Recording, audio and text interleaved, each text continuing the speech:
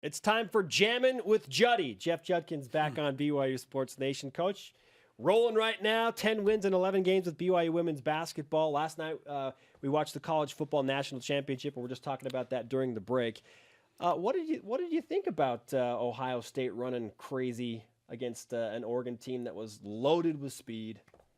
Well, I think what it proved was that size and toughness and all that was more powerful than quickness. I think it hurt Oregon, no question, losing their two top receivers. I mean, maybe they could have caught those ones, the one the guy dropped, two of them dropped. Maybe they would be there, but they couldn't stop them. The bottom line is Ohio State scored every possession other than the first two possessions, I think, of the game.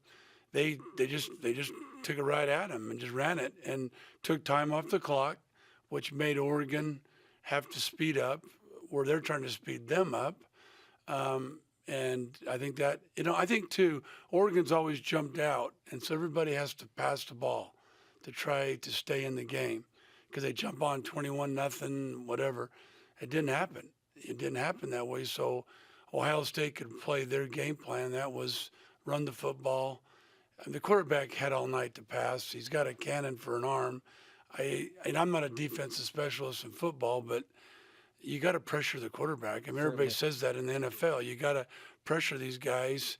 If you don't, they're gonna pick you apart, and that's what happened. Ohio State turned the ball over 4 times. Yeah, it could have been 65-20. It really could have. And it was sort of like Oregon's speed versus Ohio State's power, like you mentioned. Do you have that in basketball? Do you have contrasting styles where you're like, okay, this style almost always wins? A better shooting team is better than a great defensive team or something? Well, you definitely have quickness, teams that pressure, and you have teams that pound it inside. And, I think a good team is a team that hopefully can kind of do both, that you got inside presence and you've got outside quickness. It's very hard to get that. Kentucky Wildcats, men have that, They have everything. Yeah. So they kind of have that. But, this game for us with Pacific is going to be that. It's going to be their quickness versus our inside with Morgan. And how can we get the ball into Morgan?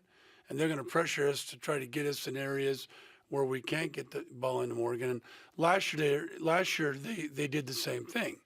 But what we did a really good job with is we got it inside. We got catches where we could feed the post, and that's what we have to do Thursday night, or it's going to be a long game for us. Jeff Judkins with us on BYU Sports Nation. We are talking all things sports here today about the national championship and BYU basketball. BYU football, let's throw that into the mix as well. They just added Wagner College. Have you ever heard of Wagner College? I've heard of it, but I couldn't tell you where it is. I couldn't tell you what state. But I know a few years ago they had a really good men's basketball team. And, maybe things click. But football, you got to have a lot more than one or two players. So I don't know. But I know BYU is playing a very hard schedule. And maybe they're looking at this and saying, we need a game that we can rest some players with injury. I mean, that's the biggest thing in the Pac-12 that I've heard from Utah is that it's just every week is a good game. Back in the olden days, you played Air Force, which was really good. Then you played New Mexico where you could rest some players and do that. You can't do it in the Pac-12. You can't do it in those really big conferences. And BYU's trying to get their schedule like a Big 12 or a Pac-12 conference. They're trying to play really good teams, and so maybe that's the reason for it, for them to be able to do that. Would you welcome that challenge, a Power 5 schedule? Yeah. For your team? Yeah. I don't know. It's really hard. Scheduling is one of the hardest things in coaching, is trying to figure out how you can get your team to win enough games and have a good schedule on the RIPI, but you can't lose. I mean, if you go 0-6, it doesn't do you any good. So you have to balance it, and you do it so far in advance. Football's even worse than basketball. How do you know that team's going to be any good next year? Sure. Or you don't think they're that good and they end up being good. So we have a difficult time. I don't know with Dave. Dave's a little bit different because Dave can bring teams in and pay them to come in and play. We have to go home and home, or we can pay a little bit. But when other schools are paying a lot more money, it's tough for us to really get that, and that's why it's really difficult. Tom Homo is the primary scheduler for football. Who is the primary scheduler for women's hoops? Is it you? It's Haley Steed is my director of ops. She's over it. The general, a fitting person to be in charge of that. And then she comes to me and says, Coach, do you want to play these guys or whatever? And most of the time I'll say, yeah, that's why I'll play them. I'm not afraid to go anywhere and play anybody. But I also have to balance my schedule. I don't want to play 9 road games and 3 home games, and then vice versa. Next year go 3 and 9. I want to try to balance it off best I can. Let's talk about your schedule. Your team has won 5 in a row, 10 of the last 11, now 13-4 on the season. That's outstanding considering you got off to a 1-3 start. Now you're 82 RPI.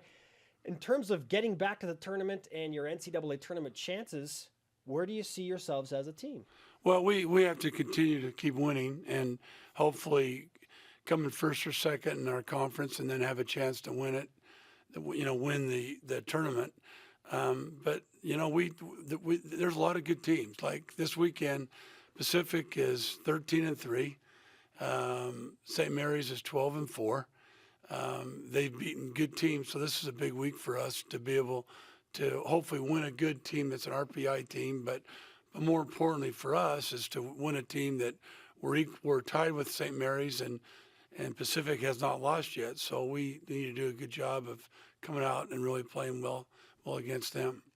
You beat Pepperdine by 6, I believe. Mackenzie Morrison goes out for 25 points, 7 for 7 from 3. What changed for her to be able to make all 7 3-pointers? Take and make all of them. I think Mackenzie's a great shooter, and people know that, and they've done a great job of trying to get into her, not letting her get her shots. The other night, Pepperdine decided to double team Bailey, really triple team her, and it left Mackenzie open. And Mackenzie did a great job of feeding the pulse and getting to the open area where she needed to be, and she hit those shots. There's no question if she doesn't hit those shots, we have a difficult time because they took Bailey out of the game. But both her and Lexi did a great job of getting in areas where they could score. I think Lexi was very aggressive getting to the basket, going to the foul line 19 times. It proves that she really was aggressive offensively. And, you got to give Morgan a lot of credit. She didn't force it. She took what the defense gave her. And the nice thing about it is I really do have some good shooters. And Mackenzie's one of them. Kylie has hit some big shots this year. Last year, Jojan is a good shooter. Fuller's come in for us and really given us a good lift. Alohi now is getting back in shape. She played very well there tonight. She had 5 points, hit a couple of big baskets for us, then she got tired. So I've got to try to get her in better shape. But it was a great team effort, really this weekend. The sad news is we lost a really good player. We lost Ashley Garfield to an ACL injury. She'll be out for the year. And that's hard to replace a kid that is tough, great rebounder, leader. Second or third on our team in assist, a very good defender. It's going to be tough to replace her. Yeah, you lose Ashley Garfield. You do have Morgan Bailey, who, in your words, you called one of the best post players in the West on the men's or women's side of college basketball. When you juxtapose what you have with the BYU men and now their guard-heavy lineup, where they're getting little to no post-production, what kind of a challenge is Dave Rose facing right now with that guard-heavy lineup? I think it happened to Pepperdine. I think it's a great example. They did a great job. Now, I only saw the last 8 minutes of the game, and when Collingsworth is not scoring points or getting to the foul line, there's either a problem. Either he's not feeling good, which he wasn't. Which I heard he was sick, so that was probably part of it. But Pepperdine did a good job of not letting him penetrate. And that's how Dave's getting inside presence. He's getting it from Collingsworth penetrating and making the defense collapse and then getting the ball out. If he can't get to the basket, then they don't have inside presence, and then it's more of a perimeter type offense. And it looked like Pepperdine had a good game plan of trying not let him get in the paint. And BYU will see that, and they'll make adjustments. And his bigs, I think Kafusi I think Nielsen, they can do it. They just got to get more confidence, and those guys will work hard to do it. I know when they get Nate Austin back, that'll really help. I mean, he's kind of the Ashley Garfield of my team. That's a great way to like do it. that. He's a great rebounder. He's a good defender. He's been in big games. He's a good passer. He can hit the shot. And maybe when he gets back, it'll make a little bit better difference for him. The hustle plays that create more opportunities. That's what yeah. Ashley People Garfield and don't Nate see Austin that. do. People don't see the diving for loose balls and getting jump balls or tipping a ball or keeping something alive. They don't see that all the time. And Nate's been missed.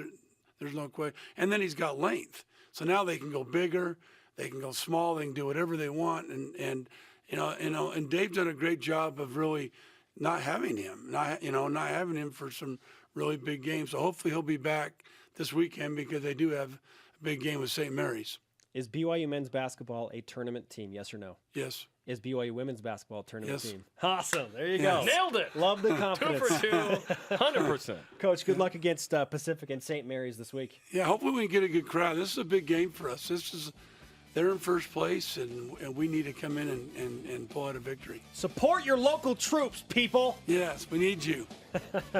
Jamming with Juddy delivers again. Thanks, Coach. Thanks, you guys.